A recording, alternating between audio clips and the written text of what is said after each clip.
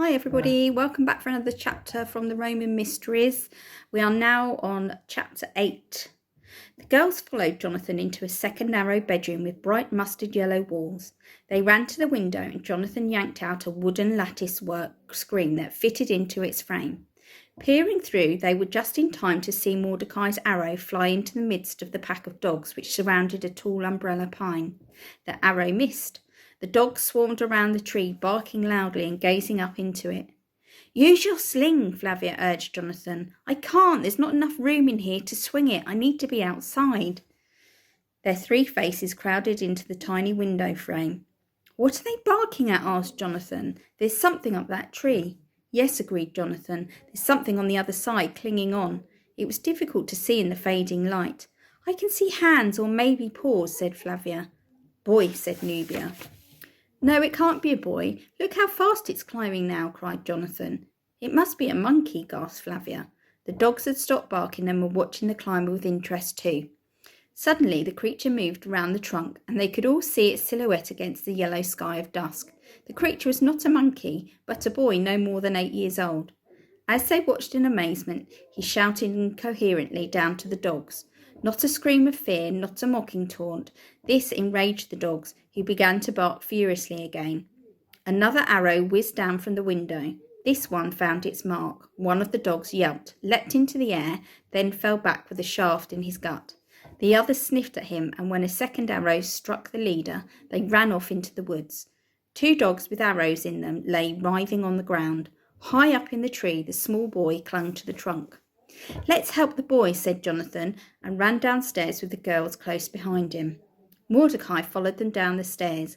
"Wait," he cried. "Don't go out. The dogs aren't dead yet. They may still be dangerous." "But we have to help the boy," protested Jonathan. "Yes, I know," his father reassured him as they reached the bottom of the stairs. "That's why I bought this." They all looked at the object Mordecai held in his hand. It was a large, curved sword. The blade was polished to mirror brightness, and its edge was sharp as a razor. The back of the house had no windows at ground level, so the 3 of them ran back upstairs to the yellow bedroom in order to watch. In the twilight, they saw Jonathan's father emerge cautiously from the back door beneath them. The white oval of his turban gleamed in the dusk. Below it, they could see his blue shoulders and the flash of the sword. He moved slowly towards the pine tree, occasionally glancing up at the boy, but keeping a closer eye on the wounded dogs. The leader lay panting quietly, pinned to the ground by an arrow in his leg. The other, a bitch, writhed in agony with an arrow in her belly. The blade flashed as Mordecai cut the she-dog's throat with a single stroke, putting her out of her misery.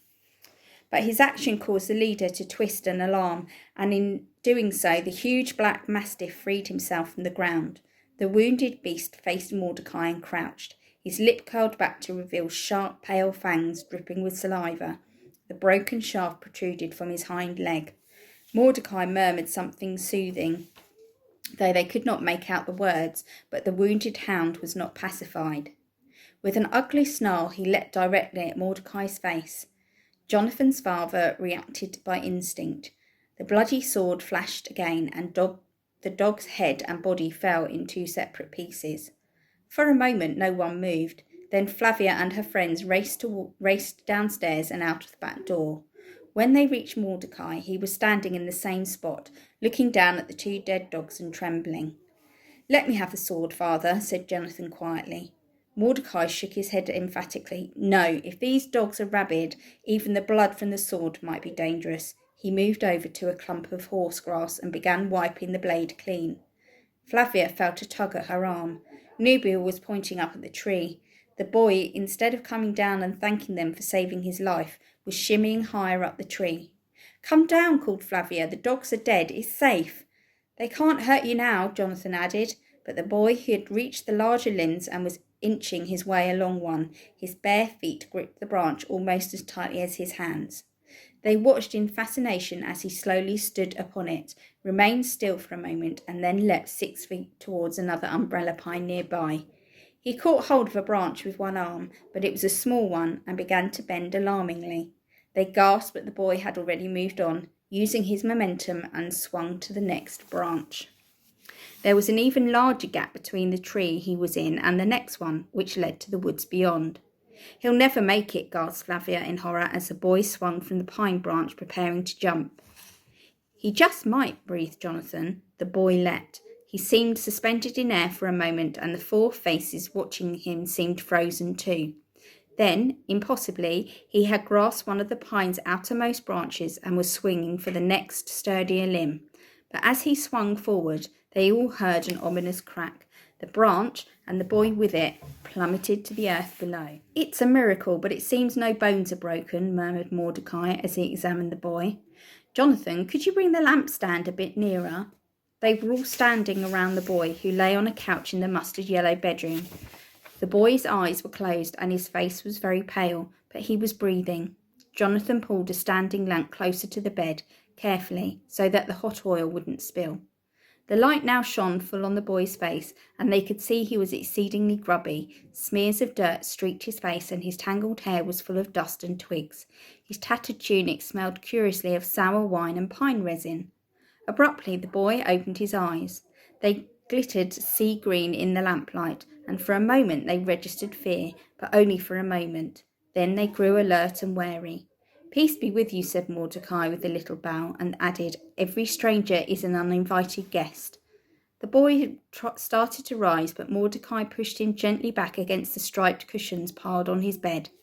"Careful, my boy," he said softly. "You've taken a nasty fall. It's a miracle you've no broken bones." The boy settled back on the pillows and looked round at them, almost as if judging his chances of escape. "Jonathan, the bread, please," said Mordecai. Jonathan handed his father a plate of flat, round loaf of bread on it. Mordecai tore a piece from the loaf and handed it to the boy. The boy didn't hesitate. He reached a hand out from under the covers, took the piece of bread, sniffed it quickly, and swallowed it almost whole. Flavia noticed that his fingernails were cracked and filthy. Mordecai set the plate carefully on the couch. The boy took another hunk of bread and devoured it. He ate like a dog, chomping once or twice with his molars, and then throwing his head back and swallowing the half-chewed bread in one gulp. Between bites he looked constantly around at them, warily, suspiciously, as if at any moment one of them might suddenly lunge forward to steal his food. When he'd finished the loaf and drained a beaker of cold water, he wiped his mouth with his bare arm and pushed back the cover as if to go. "No, no," Mordecai said gently, pressing him back on the bed. "You can't leave now. It's already dark outside. Let me get word to your family that you're all right. What is your name and where do you live?" The boy looked at him silently, his mouth firmly closed. "We've shared bread together," explained Mordecai solemnly. "You are now under our protection. Please tell us your name." He smiled encouragingly. The boy said nothing. "He doesn't understand us," said Jonathan. The boy shot him a furious look. "Oh, but I think he does," said Mordecai. "Young man," he said gently, "please open your mouth for me." The boy glared at him. "Please," said Mordecai softly. The boy opened his mouth slowly. Mordecai carefully held the boy's chin between thumb and forefinger and lowered it even more. Then he looked into the boy's mouth. After a moment he closed it again and looked gravely at the 3 of them. "He understands well enough," said the doctor, "but he is unable to reply. You see, someone has cut out his tongue." Join us for the next chapter. See you soon.